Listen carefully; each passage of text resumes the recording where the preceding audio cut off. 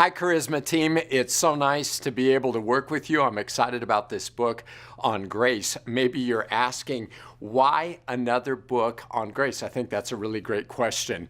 You know, part of it just boils down to this. You can ask any Christian or most Christians how to define grace, and they can certainly give you a definition like unmerited favor or God's riches at Christ's expense. But the fact of the matter is, while they can define it, they don't really understand it.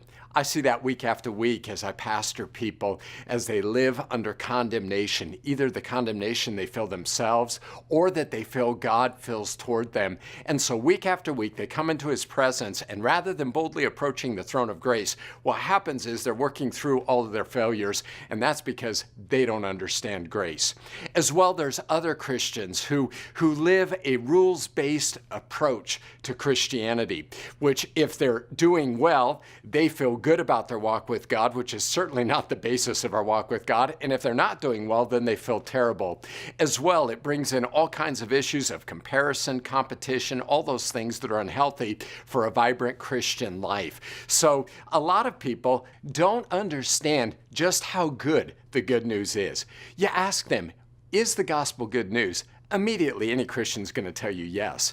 But they don't really understand it to be the very best news. Here's the upshot. When a person understands grace, it sets their soul free. I believe this book is going to be a wonderful message for people across the country, and I pray around the world. I know what it's done for the church. I've watched people's lives transformed. I've gotten the letters and the emails from them talking about how they've grown in their understanding of grace. And in the book as well, I'm going to be talking about my own journey. 10 years ago, having pastored this mega church at that point for 16 years, I said to the staff, you know, I really don't understand grace. That launched me on a journey of growing in my personal knowledge of grace, and all of it's come together in this study on Romans that we've done.